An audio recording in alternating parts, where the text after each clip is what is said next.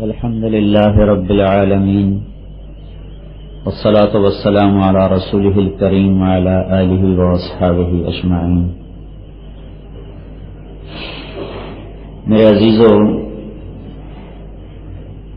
پوری دنیا کے انسانوں کا، ہم سب کا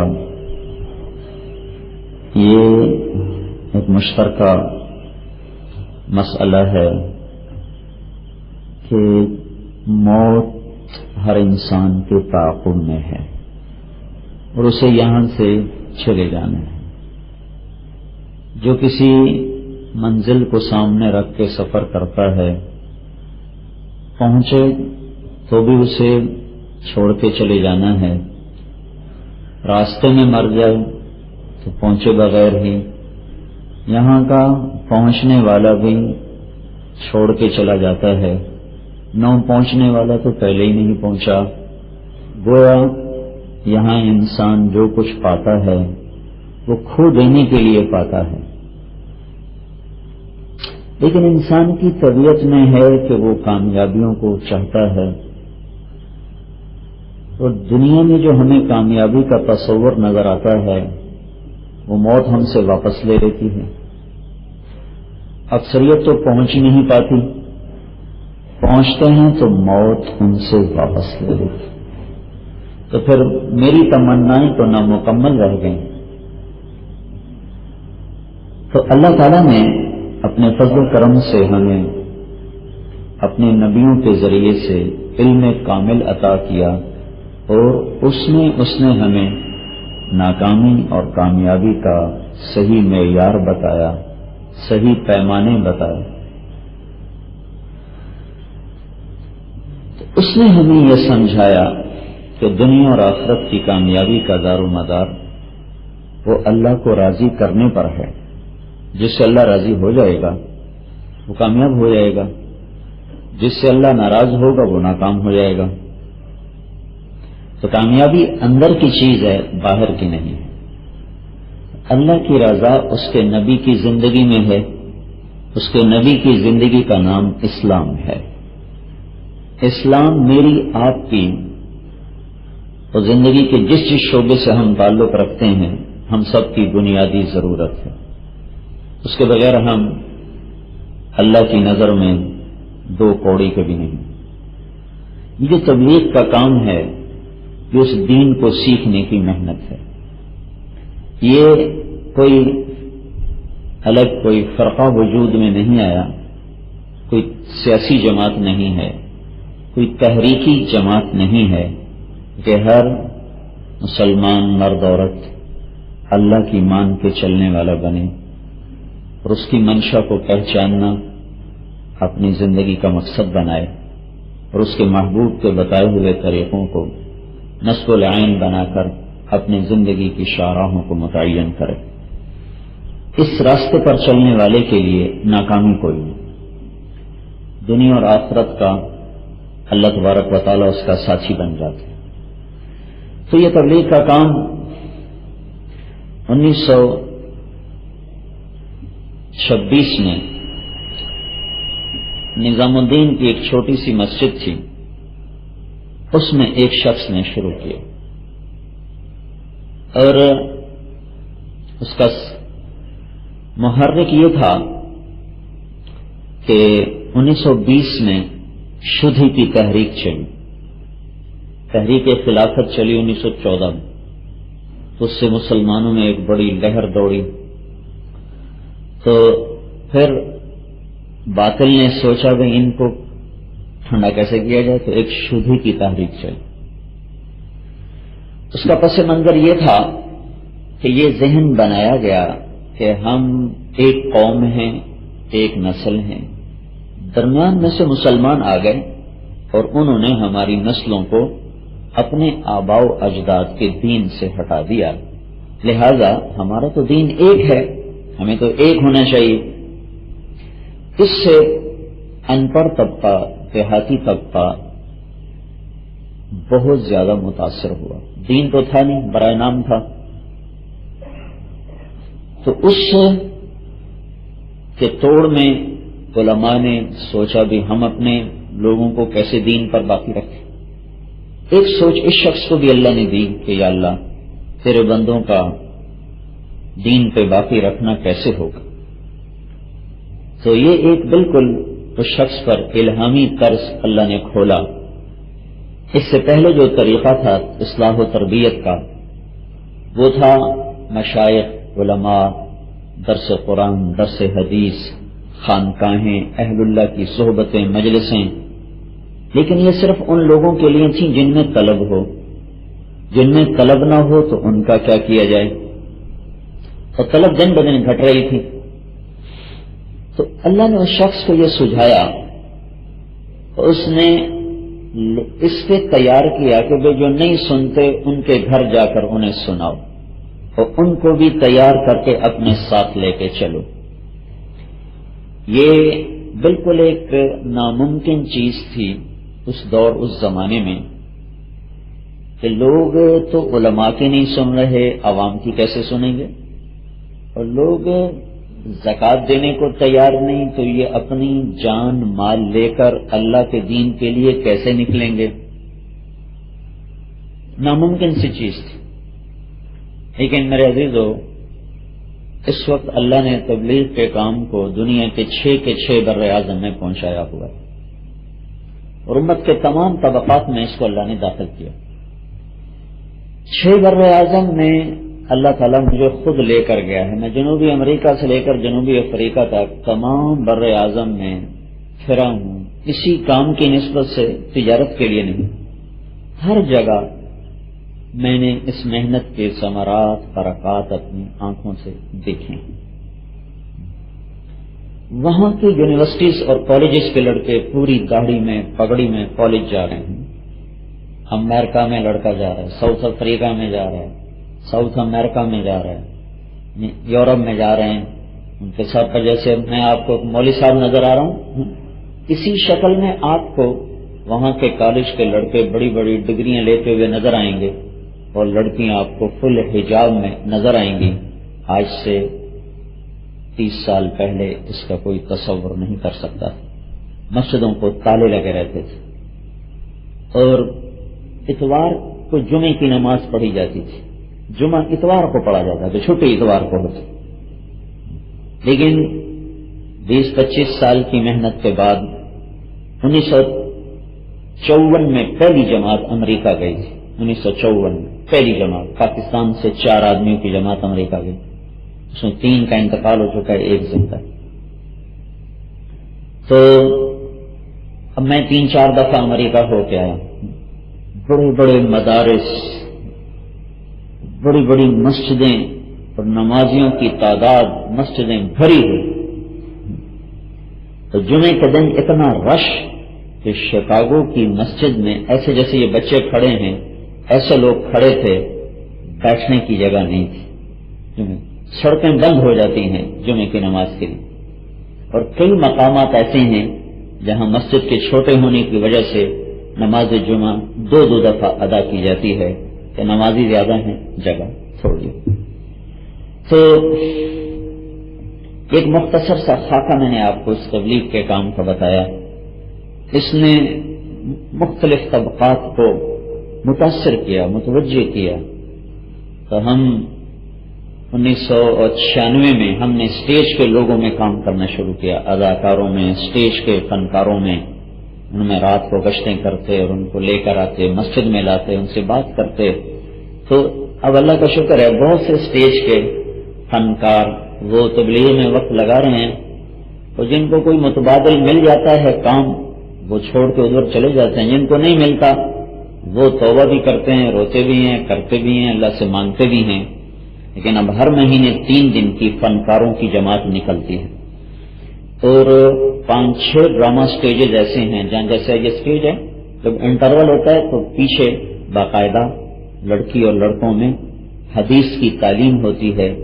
تو نماز سکھائی جا رہی، کسی کو قاعدہ سکھایا جا رہا ہے، تو کسی کو وضو سکھایا جا رہا ہے اور باقاعدہ وہاں نماز ہوتی ہے. تو یہ خالد عباس ڈار یہ میرا اسکول فیلو ہے، کلاس فیلو میں، ہم سے سینئر تھا. سینٹرل ماڈل اسکول میں یہ بھی پڑھا ہے، میں بھی پڑھا ہوں، لیکن یہ ہم سے کافی سینئر تھا، ہم جونیئر تھے. یہ اسی وقت ہی اسکول کے ڈرامے روموں میں حصہ لیا کرتا تھا. تو اس سے ملاقات رہتی ہے. تو ایک دن کہنے لگا ایک زمانہ تھا اسٹیج کے اداکار جب وہ اسٹیج سے اترتے تھے تو شراب اور لڑکی کے پیچھے ہوتے تھے، اور آج اللہ کا فضل ہے یہ حال ہے جب وہ اسٹیج سے اترتے ہیں تو مسلے اور لوٹے کے پیچھے ہوتے ہیں کہ عشاء کی نماز لیٹ ہو رہی ہے ادا کرنے. یہ ایک ایسی تبدیلی ہے جو دیکھنے میں نظر نہیں آ رہی لیکن ہو رہی. یہ ساری باتیں میں نے یہ طارق جیکسن کو دیکھ کر کی. یہ اسٹیج پہ کام کرتے رہتے ہیں، 4 مہینے بھی لگے ہوئے ہیں. تو میں نے ان سے کہا تھوڑی سی آپ سے یہ بات کر لے پھر میں بات کرتا ہوں. تو ماشاءاللہ یہ وہاں بہت اس نے نماز کو زندہ کیا ہے، اور کئی لڑکیوں سے کو توبہ کرا اور نماز پہ ڈال، اور کئی فنکاروں کو نماز پہ ڈال کہ میری کیسٹیں سناتا ہے. تو ایک بڑی خوبصورت تبدیلی آہستہ آہستہ آہستہ وہاں آ رہی ہے. میں نے کہا یہ تھوڑی سی آپ سے بات کر لے گا تم.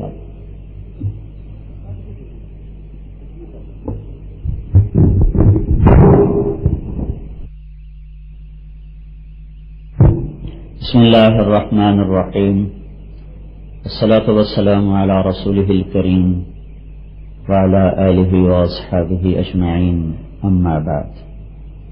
میرے عزیزو، آپ زندگی کے اس دور میں سے گزر رہے ہیں جس میں انسانی جذبات غالب ہوتے ہیں اور عقل مغلوب ہوتی ہے. جذبات کی دنیا میں کافی طوفان ہوتا ہے اور عقل کی دنیا بالکل پرسکون ٹھنڈا ماحول ہوتا ہے. اس عمر میں بنتا بھی خوب ہے انسان، بگڑتا بھی خوب ہے. اس عمر کا بنا ہوا اس کی بناوٹ بھی پائیدار ہوتی ہے، اس عمر کا بگڑا ہوا اس کا بگاڑ بھی پائیدار ہوتا ہے. اس لیے اللہ تعالیٰ نے شاب نشأ فی عبادت اللہ، وہ نوجوان جس نے جوانی کو اللہ کی عبادت میں گزارا وہ اللہ کے عرش کے سائے کے نیچے ہوگا. کہ اس وقت کو اس نے اپنی مرضی پر گزارنے کی بجائے اللہ کی مرضی پر گزارا تو اللہ تعالیٰ اس کو اپنے عرش کا سایہ نصیب فرمائے. اللہ کی مرضی کیا ہے، اللہ کو میں نے کیسے راضی کرنا ہے، یہ بات ہم پر مخفی تھی، ہم نہیں جانتے تھے.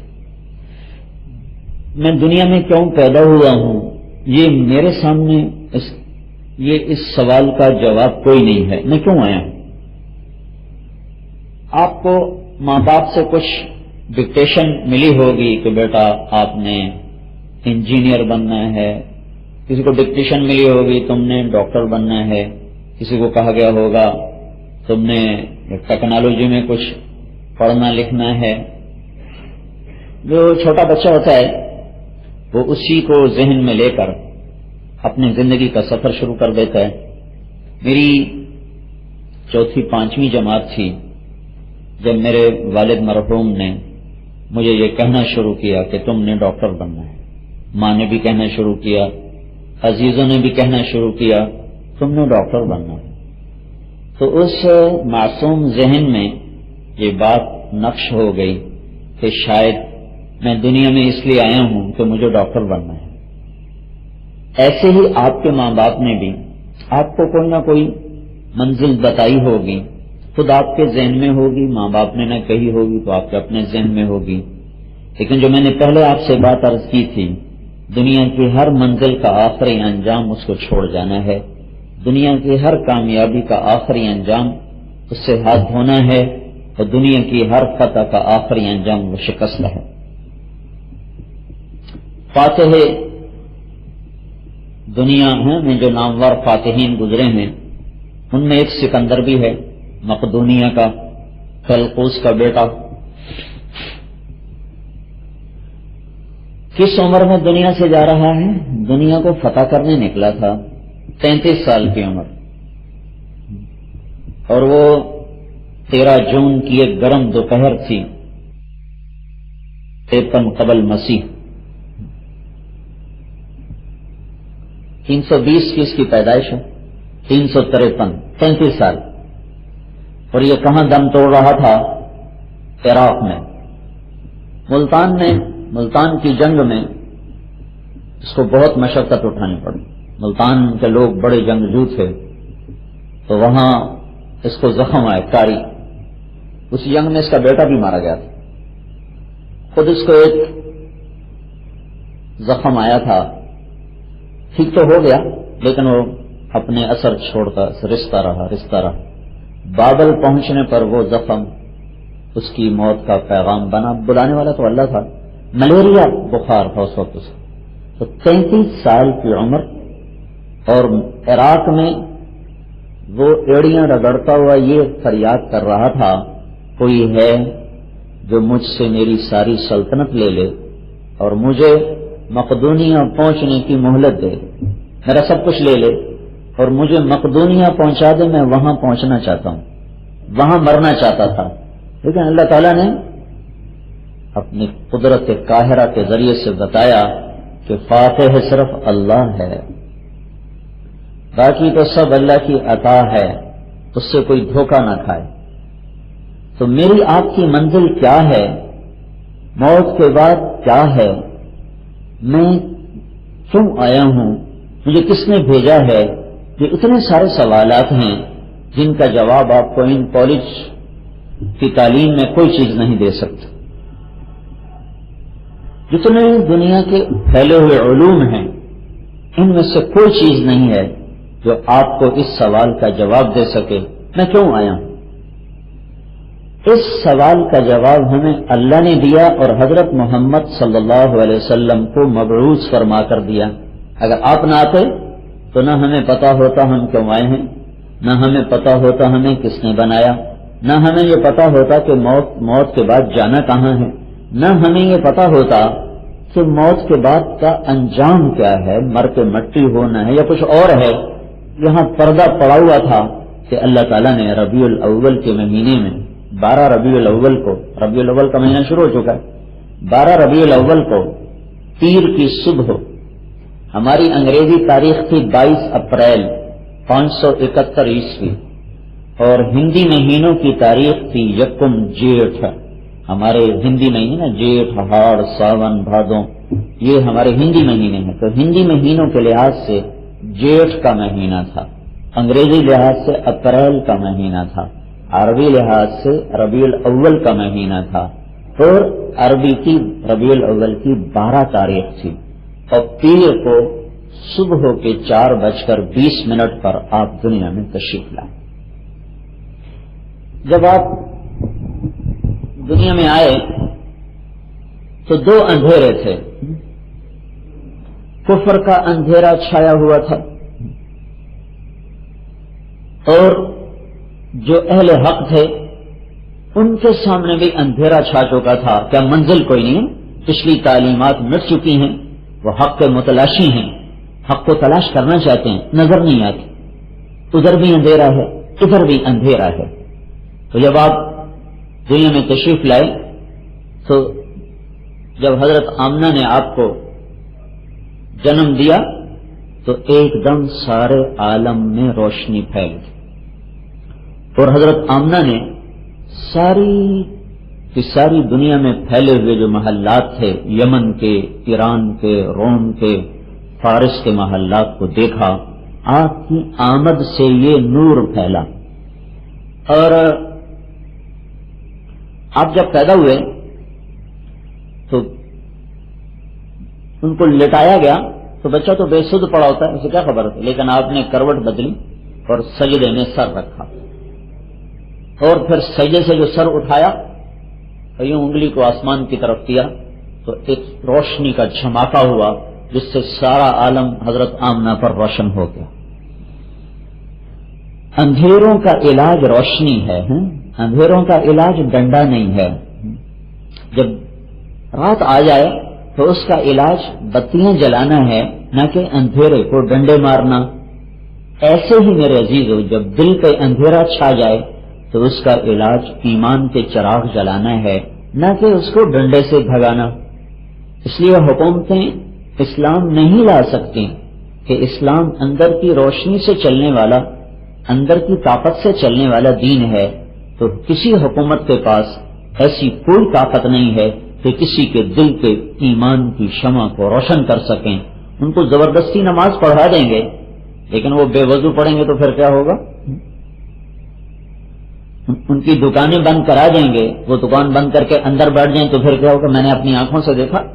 میں ایک جگہ بیان کر کے آ رہا ہوں، مدینہ منورہ کے سامنے مسجد ہے، مسجد نبوی سامنے ہے، اور اس وقت سامنے بازار ہوتا تھا. ایک عرب جماعت تھی ایک ہوٹل میں وہاں بیان کر کے واپس آ رہا ہوں. عصر کی اذان ہو گئی تو ایک سپاہی نے آ کر کہا نماز صلاح صلاح صلاح، نماز نماز نماز.